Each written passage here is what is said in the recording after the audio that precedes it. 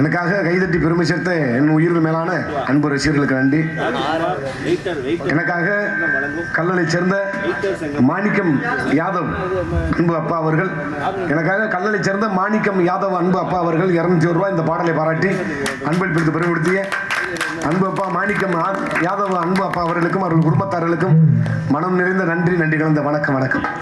இங்க ஒரு சத்தம் கேட்டது, எங்களுக்கு தான் சத்தம் கேட்குது, திருநே கேட்குது பின்னாடி. அது கொட்டைக்கு பின்னாடி மூத்திர சத்தம். ஆமா, ஜென்ரேட்லாம் கரண்ட் போகல, அது சடச்சடன்னு 2-3 சத்தம் இருக்கு. யாராக இருக்க வேண்டும் என்று சற்று சுற்றி பார்ப்போம். கரகத்தில் பாட்டு பாடும்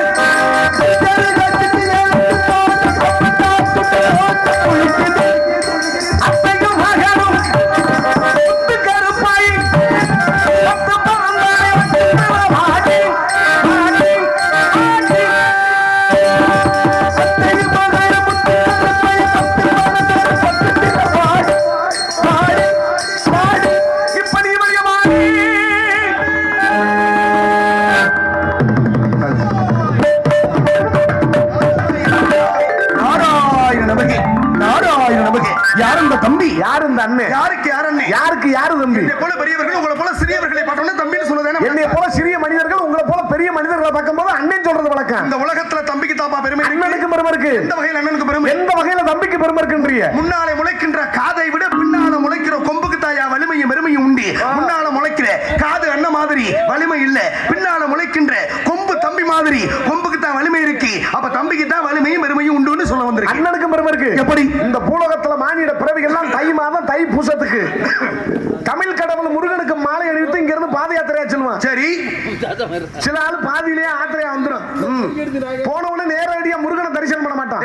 கீழே விநாயகர் பெருமான் அண்ணனுக்கு ஒரு செதர் தாங்க எடுத்து சல்லர்னு கொண்டச்சு அந்த சில்லு எவன் மண்டலையாவது பக்கத்துல புடிச்சு அவனுக்கு மண்டை உடைஞ்சு ரத்தத்தை சொட்ட சொட்ட வடிஞ்சு அதுக்கப்புறம் தான் மேல போய் முருகனையே தரிசனம் பண்ணுவான். அற்புதமா சொல்றீங்க ஐயா. மொத்தத்துல உங்களுடைய குலக்கடவுள் தமிழ் கடவுள் முருகப்பெருமானை தரிசிக்க போகணும்னு போறீங்க.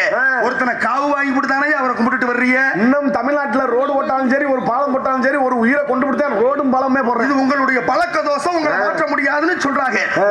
சுற்று போவதில்லைன்னு சொன்னாங்க. ஆக இருப்பினும் கூட ஆக இந்த இடத்திலே என்பிக்கு நாரத மகரிஷி என்ன உனக்கு என்ன சந்தேகமா? போங்க பூரா தூக்க வரிச்சில இருக்காங்க, எப்படியாவது பொய் சொல்லி ஏமாத்த சண்டால பாவியலா. நீங்க நாரதன் சொன்னா நான் நம்ப மாட்டேன். நாரதன் இப்ப இதுவரைக்கும் நம்பலையா? ஐயா நீங்க ஒண்ணு மாலை போட்டிருக்கேன், ஆக யாழ் வச்சிருக்கேன், ஜடா மகுடம் இருக்கு, இந்த கை கட்டுகள் எல்லாம் பாருங்க, இந்த தோரணை செப்லா கட்ட வச்சிருக்கேன். இந்த தோரணை எல்லாம் பார்க்கின்ற பொழுது நாரதர் இல்லாம வேற யாரா இருக்கும்? நீ ஏன் சந்தேகத்துல பாக்குற? இது உரம் போட்டிருந்தா நாரத மகரிஷி. நீங்க ஒண்ணு வேற. காலையில நாடகம் முடிஞ்சு நம்ம 2 பேரும் நேரம் மாட்டு தாவணி பஸ் ஸ்டாண்டுக்கு போவோம். அங்க போய் பிச்சை எடுக்கவா? பிச்சை எடுக்கிறதுக்கு வாய்ப்பு இருந்தாலும் பிச்சை எடுத்து வேற வழியும் இல்ல. ஒரு 10 மணிக்கு அந்த பஸ் ஸ்டாண்ட்ல பாத்தீங்கன்னு வச்சுக்கிறேன். சரி, ஒருத்தன் ஆஞ்சநேயர் வேஷம் போட்டிருக்கேன், இன்னொருத்தன் ராமர் வேஷம் போட்டிருக்கேன், இன்னொருத்தன் கிருஷ்ணர் வேஷம் போட்டிருக்கேன். சரி, இந்த பெட்டி இவ்வளவு பெருசா அத்த தண்டி தூக்க முடியாது. 3 வடி சோறு தின்னாங்கணும். சரி, கைப்பெட்டி மாதிரி தோல் பெட்டி சின்ன பெட்டியா வச்சுக்கிறாங்க. வச்சுக்கிட்டு கீழு அமிக்கி கடைக்கு அரே ராமா அரே கிருஷ்ணா பிச்சை எடுக்கிறேன். சரி, அந்த மாட்டுத்தாவணி பஸ் ஸ்டாண்ட்ல ஆஞ்சநேயர் வேஷம் போட்டவரை நான் ஆஞ்சநேயர் ஏத்துக்கிற முடியுமா?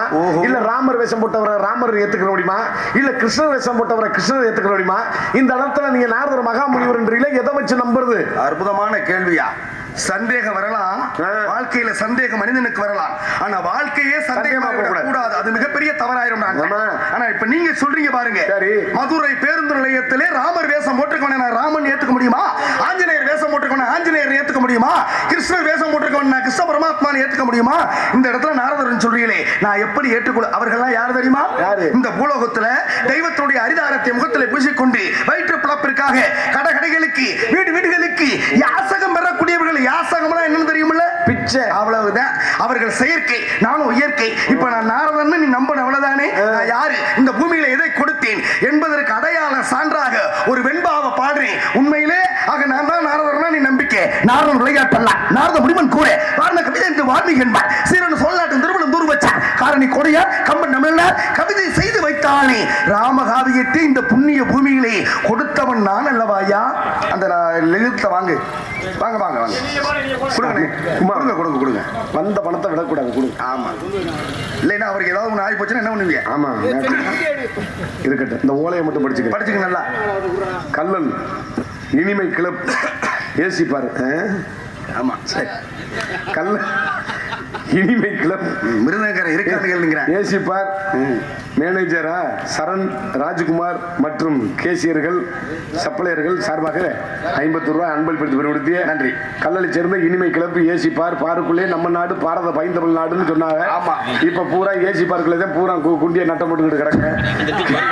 இருக்கட்டும் வாங்க. வேற என்ன? சரண் ராஜ்குமார் மற்றும் கேசியர்கள் சப்ளையர்கள் அன்பு உள்ளங்களுக்கு மனமார்ந்த நன்றி நன்றி நன்றி நன்றி. அன்பு அண்ணார் அவர்களுக்கு நன்றி. ஒரு விதத்துல உங்களை பார்க்கும்போது இன்னொன்னு எனக்கு ஞாபகம் என்ன ஞாபகம் வருதுன்னு சொல்லுங்க. உங்க குஞ்சு தாடியை பார்க்கும்போது ராவத்தர் மாதிரியே இருக்கு. நாராயணா நாராயணா ஒன்றே குலம் ஒருவனே தேவன் என்று சொன்னானே திருமூலர் கடவுள்.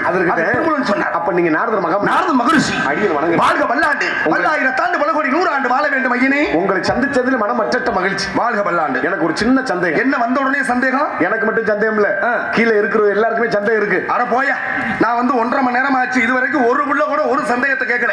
நல்லா கைதட்டி சந்தோஷமா மகிழ்ச்சியா இந்த திருவிழாவை மிக மகிழ்ச்சியோடு கொண்டாடுறாங்க. சந்தேகம் சொல்றேன் உங்களுக்கு. ஐயோ அவங்களுக்கு கேட்கறதுக்கு வாய்ப்பு இல்லாதனால கீழே இருக்காங்க. சரி எனக்கு கேட்கறதுக்கு வாய்ப்பு இருக்கிறதுனால உங்கள்கிட்ட நான் கேட்கிறேன். ஓஹோ அவங்களுக்கு கேட்க வாய்ப்பு இல்லாதனால கீழே இருக்காங்க. கேட்க வாய்ப்பு இருந்ததுனால என்கிட்ட பக்கத்துல கேட்கிறீங்க. அப்படி என்ன சந்தேகம்னு கேளுங்க. நீங்க நாரதர் மகாமுனிவர்ன்றீங்களா? உண்மைதான், அதுல எந்த மாற்றமும் இல்ல. நீங்க தெய்வ பிறவி, தெய்வ பிறப்பு. நாங்க மானிட பிறவி. அது உண்மை. நான் காற்றால் அடித்த பிண்டம், நீங்கள் சோத்தால் அடித்த பிண்டம். 2 பேருக்கும் வித்தியாசம் இவ்வளவுதான். சின்ன சந்தேகம். என்ன? நீங்க தெய்வ பிறவி, நாங்க மானிட பிறவி. ஆமா. இந்த உலகத்துல தெய்வம் இருக்குதா இல்லையா? யோ இது சின்ன சந்தேகமாயா? குழப்பமா இருக்கு. சண்டலப்பா இவன் சொல்றதை நம்ப முடியல. அவன் சொல்றதை நம்புறதா இவன் சொல்றதை நம்புறதா? உங்க அண்ணனை பாரு கை தூக்குறது. அது அவங்க இந்த உலகத்துல தெய்வம் இருக்குதா இல்லையா? தெய்வம் இருக்கா இல்லையா? இல்லையா. நான் இப்ப தெய்வ பிறப்புன்னு சொன்னதுனால உனக்கு சந்தேகம் வந்துருச்சு. நீங்க தெய்வ பிறவினா நான் மானிட பிறவி. இந்த உலகத்துல தெய்வம் இருப்பது உண்மையா இல்லையான்னு கேக்குறீங்கல்ல, இதுக்கு ஒரு சான்று கொடுக்கவா? இப்ப கைதட்டின ஊழ சிந்திக்கணும். எங்க பீடி குடிச்சிட்டு இருக்காரு உங்க அண்ணன் மூத்தண்ணே. ஆமா அவர் உள்பட சிந்திக்கணும். தலைக்கு 150 கொடுத்து வச்சிருக்கேன். ஆகா இது வேறையா? பக்காடி இல்லாம அக்காடு ஒண்ணு வாங்கி கொடுத்து. சரி இருக்கட்டும். நல்ல சந்தேகம். தெய்வம் இருக்கா இல்லையான்னு ஒரு கேள்வி கேட்டீங்கல்ல, இப்ப இந்த தெய்வம் இருப்பதற்கு ஒரு சான்று கொடுக்கிறேன் பாருங்க. இந்த நற்கனி அம்பாள் இருக்காள்ல, இவ தெய்வம் தானே. இந்த நற்கனி அம்பாள் தெய்வமா இல்லைன்னா இவ்வளவு ரூபாய் செலவு பண்ணி இந்த கார்த்திகை மாதத்துல இந்த நாடகத்தை வைக்கணும்னு அவசியம் இருக்கா இருக்காவது? சரி நான் கேட்கிறேன், மட்டும் பதில் சொல்லுங்க. பீடி குடிக்கிறவங்க அண்ணன் மண்டே ஆட்டுறாரு, என்ன வரும்? இருக்கா இல்லையா? அவ தெய்வமா இல்லைன்னா வெறும் கல்லுக்கு நான் சொல்லும் போது இல்ல இல்ல சொல்ல போயிட்டு இன்னும் யாரு பக்கம் நிக்கிறேன்? ஒண்ணு ஆத்துல கலவையும் ஒண்ணு சேத்துல கலவையும் 2 பக்கெட் கலவை. இப்பதான் வேலை செய்யுதா எங்க அண்ணன் சொல்றாரு. அப்ப இந்த நற்கனி அம்பாளுங்கிற ஒரு தெய்வம் இல்லைன்னா இவ்வளவு தூரம் செலவு பண்ணி இந்த நாடகத்தை வைக்கணுங்கிற அவசியமும் இல்ல. இந்த 10 கோடி பெருமக்கள் அவ வாசல்ல இன்று இரவு நம்ம விழித்திருக்க வேண்டும் என்கிற அடையாள கூற்று இல்லாமல் போயிருக்கும். அப்ப தெய்வம் இருப்பது உண்மை என்பதற்கு இந்த அதாவது தெய்வத்தினுடைய மக்களும் இந்த நாடகமும் ஒரு சான்று. அப்ப தெய்வம் இருப்பது உண்மை. அப்ப தெய்வம் இருப்பது உண்மை. சரி இப்ப கைதட்டின ஊரை அப்ப யோசிப்பாங்க. எங்க யோசிக்க வை பார்ப்போம். நீங்க தெய்வம் இருக்கிறது உண்மைன்றீங்க. சரி இப்ப நம்ம ஊர் கோயில விட்டுருங்க. இப்ப நம்ம ஊர் கோயில சொன்னா அடிக்க வருவாங்க. பக்கத்துல மிகப்பெரிய ஒரு கோவில் ஆலயம் இருக்கு. சரி கோவில் ஆலயம் இருந்தா கருவறைன்னு ஒண்ணு இருக்கும். கருவறைன்னு ஒண்ணு இருந்தா தெய்வம்னு ஒண்ணு இருக்கும். கருவறைன்னு இருந்தா உள்ள தெய்வம் கண்டிப்பா தெய்வம் இருக்கும். சரி இப்ப ராத்திரி 4 களவாணி பயில போய் கடப்பரை வச்சு இந்த கருவறைக்குள்ள இருக்கிற தெய்வத்தை கிளப்பிடுறாங்க. சரி கிளப்பினோம்னா இது சிவகங்கை மாவட்டம். ஆமா காலையில செய்தித்தாள்ல இந்த மாதிரி இந்த கோயில்ல 4 களவாணி பயிலுக்கு சிலையை திருடிக்கிட்டு போயிட்டாங்கன்னு செய்தித்தாள்ல போடுறாங்களே. நீங்க எதுவும் சொன்னீங்க கருவறைக்குள்ள இருக்கும் போது தெய்வம்னு. அதை 4 களவாணி பயிலு களவாண்டுக்கிட்டு போனோம்னா செய்தித்தாள்ல சிலை திருட்டுன்னு போறானே. அப்ப நான் அது தெய்வமா சிலையா? கருவறைக்குள்ள இருக்கிற வரைக்கும் தெய்வம் நீங்க. 4 களவாணி பேரு களவாண்டுட்டு போனோம்னா செய்தித்தாள்ல காலையில பேப்பர்ல ஓடுறேன் சிலை திருட்டுன்றேன். அப்ப நாங்க சிலையத்தையும் போய் கும்பிட்டு வரோமா இல்ல தெய்வத்தை கும்பிட்டு வரோமா? ஒரே குழப்படியா இருக்கு. ஓஹோ இதுதான் உனக்கு கேட்கிற நியாயம் தான். அப்புறம் கிருன்னு இருக்கியா? உனக்கு சந்தேகமே இப்ப இதுக்குள்ளதான் வந்துருச்சா? ஆமா எனக்கு சிலையா தெய்வமான்னு இல்ல மட்டுப்படுற வரல. அதாவது நீங்க கேள்வி கேட்கறீங்களேன்னு சொல்லிட்டு நான் ஆத்திரப்பட மாட்டேன். ஏன்னா இது அறிவு சார்ந்த கேள்வி, இது எல்லோருக்கும் தேவைப்படக்கூடிய கேள்வி, இது எல்லோருக்கும் தெரிந்து கொள்ளக்கூடிய பதிலாக உள்ள இருக்கக்கூடிய கேள்வி. இந்த கேள்விக்கு பதில் அற்புதமா யோசிச்சு பதில் சொல்லணும். முண்டான்னு சொல்லிட முடியாது. நீங்க கேட்டீங்கல்ல, இப்ப கருவறைன்னு ஒண்ணு இருந்தா தெய்வம் ஒண்ணு இருக்கும்னு நான் சொல்லிட்டேன். ஆமா, அந்த தெய்வம் இருக்குல்ல, நாளை களவாணி பயலுக்கு போய் களப்பாறை வச்சு கருவறைக்குள்ள அந்த தெய்வத்தை தூக்கிட்டு போறேன். தூக்கிட்டு போனதுக்கு அப்புறம் சிவகங்கை மாவட்ட செய்தித்தாள்ல தலைப்பு செய்தியிலேயே இன்ன ஊரிலே இந்த தெய்வம் திருட்டுன்னு போட மாட்டேன், இந்த ஊரிலே சிலை திருட்டுன்னு போடுவேன். அப்ப இது நாள் வரைக்கும் ஆம்பளை பொம்பளை அத்தனை பேரும் கையில அர்ச்சனையை வச்சுக்கிட்டு வருஷம் கட்டி நின்று எங்க போயிட்டு வர்றேன்னு ஒருத்த கேட்கின்ற பொழுது கோவிலுக்கு போயிட்டு வர்றவங்க தெய்வத்தை பார்க்க போயிட்டு வர்றேன்னு சொல்லுவாங்க. அப்ப தெய்வம் திருட்டுன்னு தானே செய்தித்தாள்ல போடணும், ஏன் சிலை திருட்டுன்னு போட்டேன்? அது உண்மையிலே தெய்வமா இல்ல வெறும் கல் சிலையா? இதான் உன்னுடைய கேள்வி. இதானே ஒரு கேள்வி. சரி, அற்புதம். நீ கேட்டதுக்கு முன்னாடி நான் பதில் கொடுக்கணும். ஏன் சிலை திருட்டுன்னு போட்டான் தெரியுமா? ஒரு மனிதன் உயிரோடு இருக்கான். நீங்க கேட்ட கேள்விக்கு பதில் கொடுக்கிறேன். அறிவு சார்ந்த கேள்விக்கு அறிவு சார்ந்த பதில் கொடுக்கணும். சரி, சபையோர்களுக்கு முன்னிலையில சபையோர்கள் எல்லாரும் வாயடைச்சு போயிருக்காங்க. ஏன்னா இப்படி ஒரு கேள்வியை கேட்டாலே இதுக்கு என்ன பதில் கொடுக்க போறாரு அப்படிங்கிற ஒரு சிந்தனை உருவாகும் ஒவ்வொரு மனிதனுக்கும். இப்போ ஒரு மனிதன் உயிரோடு இருக்காரு. உயிரோடு இருக்கிற மனுஷனை நீங்க என்ன பேர் சொல்லி கூப்பிடுவீங்க? இருக்காரு பாண்டியன். கொஞ்ச நேரம் அமைதியா இருக்கனே. ஆமா, இந்த ராமசாமி அண்ணன் போறாரு, இந்த ஊராட்சி மன்ற தலைவர் போறாரு, மந்திரி போறாரு, சீமியா கோமே எல்லாம் போறாரு. சரியா பதில் சொன்னீங்க. உயிரோடு ஒரு மனுஷன் இருக்கிறான்னா கருப்பையா போறாரு, சுப்பையா போறாரு, ராமசாமி போறாரு, மூக்கையா போறாருன்னு பேர் சொல்லி தானே கூப்பிடுவீங்க. அதே மனிதன் இந்த இடத்துல இறந்து கிடந்தால் அவனுக்கு என்ன பேர் வைப்பீங்க? பின்னமும் அதுல இப்ப சுருக்கிட்டான். பாடிய எப்படா தூக்குறேன்னு கேட்கிறேன். முடிஞ்சு. நீங்க கேட்ட கேள்விக்கு பதில் இதுக்குள்ளே வந்துருச்சு. ஓ, எப்படி தெரியுமா? உயிரோடு இருக்கிற வரைக்கும் பேர் சொல்லி எப்படி கூப்பிட்டீங்க? கோமான் போறாரு, சீமான் போறாரு அப்படின்னு கூப்பிட்ட அந்த வாய், அதே மனிதன் இறந்து கிடக்கின்ற பொழுது அதுக்கு என்ன பேர் வச்சீங்க? ராமசாமி எப்ப தூக்குறீன்னு சொல்ல மாட்டேன், கருப்பையாவை எப்ப தூக்குறீன்னு சொல்ல மாட்டேன், கந்தசாமியை எப்ப தூக்குறீன்னு சொல்ல மாட்டேன், பிணத்தை எப்பப்பா தூக்குறிய? கால் நேரம் ஆகிட்டு இருக்கிறான்றீங்க. அப்ப பேர் மாறிடுச்சா? உயிரோடு இருக்கும் பொழுது ஒரு பேரு, ஒரு மனிதன் இறந்த பிறகு ஒரு பேரு. 8 வகையான மருந்து இடிச்சு கருவறைக்குள்ளே வைத்து அந்த பீடத்துல வச்சு சிலையை தூக்கி வச்சு, ஆக இந்த 8 வகையான மருந்துக்கு மேல அந்த சிலையை தூக்கி வச்சு கும்பத்துல தண்ணீர் ஊத்திட்டோம்னா, கும்ப அபிஷேக விழா பண்ணிட்டோம்னா, இந்த 8 வகையான மருந்து அந்த கல் சிலைக்கு உயிர் உண்டாகுது. அதனாலதான் தெய்வம்னு பேரு. உயிரோடு இருக்கிற தெய்வத்தை வெளியில எடுத்துட்டு வந்துட்டானா, இறந்த மனிதனுக்கு எப்படி உயிரோடு இருக்கின்ற பொழுது ஒரு மனிதனுக்கு பேரு, இறந்த உடனே ஒரு பேரு பின்னமுன்னு மாறுதா இல்லையா? அதனாலதான் கருவறையை விட்டு வெளியே வந்துட்டா அதுக்கு பேரு வெறும் கல் சிலை. அதனாலதான் செய்தித்தாள்ல சிலை திருட்டுன்னு போட்டேன். தெய்வம் திருட்டுன்னு போட்டிருப்பான்ல. உயிர் அற்றதுன்னு அர்த்தம். கருவறைக்குள்ள இருக்கிற வரைக்கும் உயிர் இருக்குன்னு அர்த்தம் 8 வகை மருந்துக்கு. புரியுதா? சொல்லுவோம். இப்ப சொல்றேன் இல்ல, நீங்க சொன்னதே சொல்றேன். இப்ப 8 வகையான மருந்தை இடிச்சு அதுக்கு மேல சிலையை தூக்கி வச்சு அந்த கும்பத்துல ஒரு குடம் தண்ணி ஊத்திட்டோம்னா, கும்பாபிஷேக விழா நடந்துருச்சுன்னா அந்த சிலைக்கு உயிர் உண்டாகுது. அதனாலதான் தெய்வம்னு பெயர் மாறுது. உயிரோட இருக்கு இப்ப தெய்வம். சரி, எந்த கோயிலுக்கு முன்னாடி கருவறைக்கு முன்னாடி உண்டியல் கலசம் ஒண்ணு இருக்கும். அதனாலதான் காசை முன்னால வச்சான், கடவுளையே பின்னால வச்சான். உயிரோட தெய்வம் இருக்கு. தெய்வம் உயிரோட இருக்க தெய்வத்துக்கு முன்னாடி உண்டியல் கலசம் இருக்கு. சரி, நாங்க பக்தர்கள் எல்லாம் தெய்வத்தை வேண்டிக்கிறோம். சரி, நேர்த்தி கடை நடந்துருச்சு. ஓஹோ, எங்கனால முடிஞ்ச பணமோ நகையோ அந்த உண்டியல்ல காணிக்கையா செலுத்துறோம். சரி, உண்டியல் நிறைஞ்சிருக்கு. உயிரோட தெய்வம் இருக்கு. இப்ப 2 களவாணி பயலுக்கு போய் அந்த உண்டியல் ராத்திரி குத்திக்கல மறுபடியும் கிளப்பும் போது உயிரோட இருக்கிற தெய்வம் அது கையில வச்சிருக்க சூலாயத்தை வேலையத்தை எடுத்து அவன் வாயில குத்துனா அவன் களவாங்குவானா? அதை விட்டு காலையில கிராமத்து மக்கள் பூரா ஒண்ணு கூடி காவல்துறை கிட்ட போய், ஐயா இந்த மாதிரி எங்க ஊர்ல கோயில்ல உண்டியல களவாணிப்புல கலந்து போயிட்டாங்க, எப்படியாவது கண்டுபிடிச்சு கொடுங்க காவல்துறை அதிகாரி ஐயான்னு மனு கொடுக்குறாங்களே. அப்ப கண்டுபிடிச்சு கொடுக்கக்கூடிய காவல்துறை அதிகாரி தெய்வமா?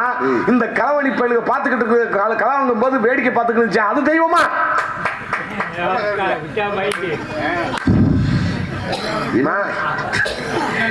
நியாயம்னு ஒண்ணு இருக்குல்ல. நியாயம் தான். நீங்க கேட்கிற கேள்வி மிக நியாயமானது. தவறுன்னு சொல்ல முடியாது. எத்தனை கோயில கலாவங்க போறாங்க. இப்ப நீங்க என்ன கேக்குறீங்கன்னா, தெய்வத்துக்கு 8 வகையான மருந்தை இடிச்சு வச்ச உடனே கல் சிலைக்கு உயிர் உண்டாகுது, அதுக்கு பேரு தெய்வம்னு மாறுது. அப்ப உயிரோடு ஒரு தெய்வம் இருக்குது. அது ஒரு உண்டியல் அதுக்கு முன்னாலதான் இருக்கு. 2 களவாணி பயலுக்கு போய் அந்த உண்டியலை திருடுறேன். அது உயிரோடு இருக்கிற தெய்வம். ஆக என்ன செய்யற, கையில வேலாயுதமோ சூலாயுதமோ வச்சிருக்குமே, அப்படியே வேடிக்கை பார்த்துக்கிட்டு இருக்கு. களவு போன பொருளை கண்டுபிடிச்சு கொடுத்த பெரியவர்களை காவலர்கள், காவல்துறை உண்மையிலே தெய்வமா இல்ல திருடுறவனை வேடிக்கை பார்த்துக்கிட்டு இருந்துச்சு அது தெய்வமா? உங்க கேள்வி குழப்பமா இருக்குல்ல. ஏன் வேடிக்கை பார்த்துக்கிட்டு இருந்துச்சு தெரியுமா? நீங்க கேட்ட கேள்விக்கு உண்டான பதில் கொடுக்குறேன். அறிவு சார்ந்த கேள்வி இதை நான் நியாயமா ஏத்துக்கிறேன், தவறுன்னு சொல்ல முடியாது. சபையோர்களுக்கு முன்னால சபையறிய உண்டான கேள்வி இது. ஏன்னா இது எல்லா மக்களுக்கும் சந்தேகம் உண்டாகுது. இன்றைக்கு வலைதளத்துல பாருங்க போட்டு ஆக தெய்வம் இல்லை என்று சொல்லக்கூடியவர்கள் எதையோ போட்டுக்கிட்டு இருக்காங்க. ஆக இருக்கும் இருப்பினும் கூட நீங்க கேட்ட கேள்விக்கு பதில் கொடுக்கிறேன் பாருங்களே.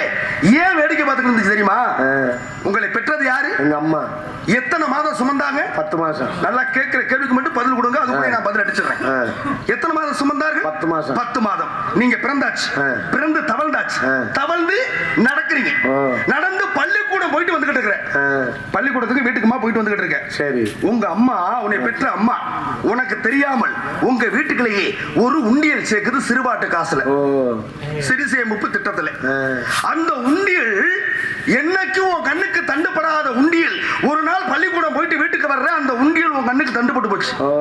உங்க அம்மா விட்டு உண்டியல இருந்து நீ ஒரு 100 ரூபாயை திருடிட்ட. உங்க அம்மாவுக்கு தெரிஞ்சு போச்சு. உங்க அம்மா உடனே அருவாள் எடுத்து உன் கழுத்தை வெட்டி பெருமா இல்ல கத்தி எடுத்து உன் வயிற்றுல குத்தி பெருமா? எங்க அம்மா நான் கலாண்டது தெரிஞ்சுன்னா வந்து சப்பு சப்புன்னு அடிக்கேன். சரி, ஏண்டா எடுபட்ட வேலை, இந்த சின்ன பிள்ளையிலே இந்த திருட்டுத்தனம் இருக்கேன், நாளைக்கு பெரிய வழி ஆகி என்னென்ன வேலையெல்லாம் பண்ண மாட்டேன், இனிமே செய்வியா அப்படின்னு சப்பு சப்புன்னு அடிச்ச உடனே நான் கீழ் அழுக ஆரம்பிச்சிருக்கேன். அழுது ஆரம்பிச்ச உடனே பெத்த மனசு பெத்து பிள்ளை மனசு கல்லுன்னு சொன்ன கதையா நான் அழுகிறத பார்த்து என் தாய் மனசு தாங்க முடியாம மறுபடியும் ஒரு 20 ரூபாயை எடுத்து என் கையில கொடுத்து என்ன வளர்த்தாரு. இனிமே அப்படி பண்ணக்கூடாது, போப்பா பெட்டிக்கல்ல 2 பொரி உருண்டை வாங்கி தின்ட்டு. இப்ப நீங்க கேட்ட கேள்விக்கு உண்டான பதிலே இதுக்குள்ள வந்துருச்சு. எப்படின்னு கேளுங்களேன். தான் பெத்த புள்ள திருடன்னு தெரிஞ்சு மன்னிக்கிறா. பெத்த தாயி மன்னிக்கிறா. தான் பிள்ளைய அருவாள் எடுத்து வெட்டல, கத்தி எடுத்து குத்தல, வீட்டை விட்டு வெளியே போன்னு சொல்லல. அப்ப என்ன செய்கிறா? அரவணைக்கிறா. அன்பின் காரணமாக மன்னிக்கின்றா. பெற்ற தாயி தான் பிள்ளைய மன்னிக்கிறாளா? உன்னை பெற்றது பெற்ற தாயி. இந்த கோவிலுக்குள்ள இருக்கால நற்கனி அம்பாள், இவள் உலக தாய். 2 பேருக்கு ஒரே மனசுதான், ஒரே எண்ணம் தான், ஒரே செயல்பாடுதான். இதுல எந்த மாற்றமும் இல்ல. பெற்ற புள்ள உங்க அம்மா உன்னை எப்படி எல்லாம் மன்னிச்சு இந்த உயிரோடு இந்த உலகத்துல திருடன்னு தெரிஞ்சு உனக்கு கஞ்சி ஊத்தி பாராட்டி சீராட்டி எப்படி வளர்க்கின்றாளோ இவ உலக தாய். நம்ம ஊர்ல தான் பிறந்த, நம்ம தான் உயிர் கொடுத்தோம், நம்ம தான் நம்ம மண்ணில தான் பிறந்த. ஆனால் நம்ம உண்டியிலேயே திருடானு பெத்த தாய் எப்படி மன்னிக்கின்றாளோ இந்த உலக தாய் ஒவ்வொரு திருடனையும் மன்னிக்கிறா. அதனால தப்பு. ஒரு நாள் பாப்பா, 2வது முறை பாப்பா, 3வது முறை பாப்பா, அப்பதான் அள்ளி வச்சு குத்துவா. அன்னைக்கு தான் மரணம் அடைவாய். பெத்த தாய் எப்படி மன்னிக்கிறாளோ இவளும் உலகத்தாய் தான், அவளும் அந்த மதத்தானே செய்வா. பெத்த தாய் அருவாளத்தை வெட்டி இருந்தா இவளும் வெட்டி இருப்பா. நீங்க கேட்ட கேள்விக்கு பதில் சரியா வந்துருச்சா?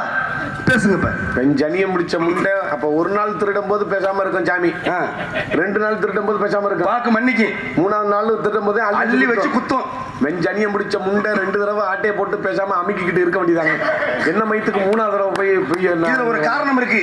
ஏன் தெரியுமா? அவர் அமைக்கிட்டு இல்ல, இரும்பு குடிச்ச கையும் சிறங்கு குடிச்ச கையும் சும்மாவே இருக்காது, எதையாவது ஒண்ணு பண்ணிக்கிட்டு இருக்க சொல்லும். அதை வேற என்ன கேட்க நினைக்கிறேன். உங்களை சந்திச்சல் மகிழ்ச்சி, மற்ற மகிழ்ச்சி. உங்கள் பேர் நாரத மகிழ்ச்சி.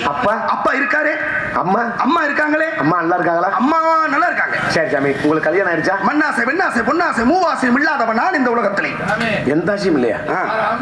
அட இருங்கனே, இதை முடிச்சுக்கிறேனே. முடிச்சுட்டு சொல்லுவார். இதை முடிச்சுக்கிட்டு நான் சொல்றேன். அப்ப எந்த ஆசையும் இல்ல. ஆமா. பீடி சிறுத்து பழக்கம் எந்த பழக்கம் இல்ல. வெத்தலை பையில பாக்கு எதுவுமே கிடையாது. பீரு பிராந்தி அதுல வேற மாதிரி ஆளுக. பொம்பளம்புல எந்த தன்மையும் கிடையாது. பீடி சிறுட்டு வெத்தலை பையில பாக்கு பீரு பிராந்தி பொம்பளம்புல எந்த ஆசையும் இல்ல. எந்த ஆசையும் இல்லை. சரி, எந்த ஆசையுமே இல்லைன்னா என்ன மயத்துக்கு உயிரோட இருக்கு? அறிவு கட்ட இதெல்லாம் இருந்தா தான் இந்த பூமியில இருக்கணுமா? இதுக்கு ஒரு எடுத்துக்காட்டு சொல்லவா? இந்த பழக்கம் பூரா இருந்தா தான் இந்த பூமியில வாழணும்னு சொல்றீங்கல்ல.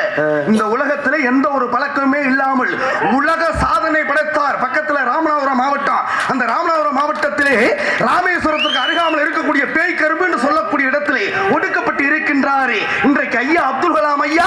எந்த பொம்பளைய கல்யாணம் பண்ணாரு, எந்த பீடி சிகரெட் குடிச்சாரு, எந்த மதுபானத்தை அருந்தினாரு, உலக சாதனை படைக்கலையா? இங்கிட்டு வாங்க ஐயா, கார் வருது வாங்க. நானே கொஞ்சம் வழி விடுங்க. காருக்கு கார் கொஞ்சம் வழி விடுங்க. பார்த்து போகணும். இருக்கு மகிழுந்தி போயிடட்டும். அப்பத்தா கொஞ்சம் ஏறி உட்காருங்க. இல்ல இல்ல அங்க இறங்கணும். இல்ல இதுல போகுது. அதை இறங்க சொல்லுப்பா. அது ஏறுனா அப்புறம் பார்த்து பார்த்து பார்த்து பையன் போங்க. போட்டும் போட்டும் மெதுவா போங்க போங்க. மெதுவா போங்க. நன்றி நன்றி நன்றி நன்றி. ஆக வேற என்ன நினைக்கிறீங்க? சாமி. மற்ற மகிழ்வு. ஆமா, இல்ல. ஆக உங்களை பற்றி ஒரு சில கேளுங்க. நான் கேட்கலாமா? கேளுங்க, உங்க கேளுங்க. பேரு? வீரத்தேவன். யார் வச்சது? அம்மா. எதுல வச்சாங்க? அப்பா வாயில இருந்து என் காதுல வச்சாங்க. அப்பா வாயில இருந்து உங்க காதுல வச்சாங்க. ஆமா. அப்பா தான் வச்சாருன்னு உங்களுக்கு யாரு சொன்னது? அம்மா சொன்னுச்சு. அம்மாவுக்கு தானே தெரியும் வச்சுட்டு போனது யாருன்னு. ஏய். பேருயா? பேரு. பேருங்க. ஓ. அப்பா தான் வச்சாரு உனக்கு பேரு. சரி வச்சாரு. சரியா வச்சாரா? இல்ல சில சமயம் நழுவிக்கிட்டு போயிருச்சான். யாயா? போதையில வச்சிருக்கேன். யோ, பேர் வைக்கின்ற பொழுது நாக்கு பிளவாயிருச்சுன்னா அங்க பெயர் தவறாகிவிடும். உங்க அப்பா பேரு?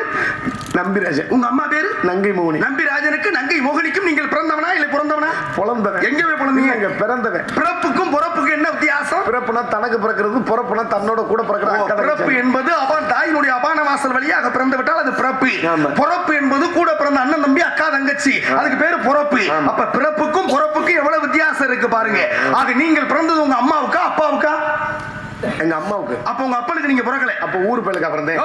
ரெண்டு பேருக்கும் சேர்ந்துக்கு தாயா பிறந்தேன். எப்படி உங்க அப்பா வயித்துல 5 மாசமா அம்மா வயித்துல 5 மாசமா இருந்தீங்க? எங்க அப்பா செஞ்சாரு பிறந்தேன். அப்படி என்ன செஞ்சாருன்னு பிறந்தீங்க? கல்யாணம் செஞ்சாரு பிறந்தேன். யார கல்யாணம் செஞ்சாரு? எங்க அம்மாவை கல்யாணம் பண்ண. கல்யாணம்னா என்ன கட்டண அடையாளமாக மனைவியாவா? தாலி கட்டினா மனைவி. யாருக்கு யார் தாலி கட்டணும்? எங்க அப்பா எங்க ஆத்தாளுக்கு தாலி கட்டினார். உங்க அம்மா தானே உங்க அப்பா கட்டினாரு? ஆமா. எந்த இடத்துல கட்டினாரு? கழுத்துல கட்டினார். நீ எங்க பிறந்த? வயித்துல கழுத்துல கட்டினா நீ கழுத்தான பிறக்கணும். நீ யார கட்டிட்டு வயித்துக்கு போன? இது என்ன கிரகமயிரா இருக்கு? ராத்திரி 3 மணிக்கு வந்து கழுத்துல வர வாய் ஏங்க, இரியா. கழுத்துல கட்டினா நீ கழுத்தான பிறக்கணும். மேல வச்சா மேல எடுக்கணும், கீழே வச்சா கீழே எடுக்கணும். கழுத்துல கட்டுற கயிறுக்கு வயித்துல சுமக்கிற குழந்தைக்கு ஏதாவது சம்பந்தம் இருக்கா? ரெண்டு பேருக்கு முதல் ராத்திரி நடந்துச்சு. ஓ, முதல் ராத்திரி ஒன்று நடந்தது. முதல் ராத்திரிக்கும் கடைசி ராத்திரிக்கும் இந்த உலகத்துல என்ன மாறுபட்ட வித்தியாசம் என்ன? முதல் ராத்திரினா மெத்த மேல பூவை போட்டு பூ மேல நம்ம படுத்தோம்னா முதல் ராத்திரி. சரி. கடைசி ராத்திரினா நம்மள படுக்க போட்டு நம்ம மேல பூவை கொட்டிட்டாங்கன்னா கோய்ந்தாலும் கடைசி ராத்திரி. பூவாகி பிஞ்சாகி காயாகி கனியாகுவது இந்த உலகத்துல இயல்பு என்று சொன்னார்கள். அப்ப பாருங்க, பூவிலே தொடங்கி மனிதனுடைய வாழ்க்கை பூவிலே முடிகின்றது. ஆக இருப்பினும் கூட ஆக இந்த இடத்துல ஆலோலம் சோ என்ற குரல் கேட்டது. ஆமா சாமி, 1க்கு 2 பேர் உள்ள இருக்காங்க. 1க்கு 2 பேர் உள்ள இருக்கிறாங்க. அதை பூரா எடுத்துக்கொண்டு போய் அந்த பக்கமா ஊருக்கு வெளியில வீசுறது உங்க வேலை. ஆமா, நகராட்சியை பத்தி அப்பாயின்மெண்ட் ஆர்டர் கொடுத்து வேலைக்கு சேர்த்திருக்காங்க. 1க்கு 2 பேருங்கிற நான் வெளியே இருக்கேன். எத்தனை நாளா? 3 நாளா. எப்படி வருது? திருத்திரியா? என்னடா திருத்திரி ஆண்டா வருது? என்ன தெரியல, பிராய்லர் குழம்பு சாப்பிட்ட உடனே அது பாட்டு கிளம்பி. சரி இருக்கட்டும். ஆக ஆலோலம் சோ என்ற குரல். ஒண்ணு என் தங்கை வள்ளி, இன்னொன்னு என் ஆளு குள்ளி. வள்ளியும் புள்ளியும் உள்ள இருக்கின்றாங்க. நீங்க வெளியில இருக்கிறீங்க. அடுத்த காவல இருக்கக்கூடிய ஆளை நான் சந்திக்கலாமா? அழைத்து வருகின்றீர்கள். அழைத்து வாருங்கள். அன்பே,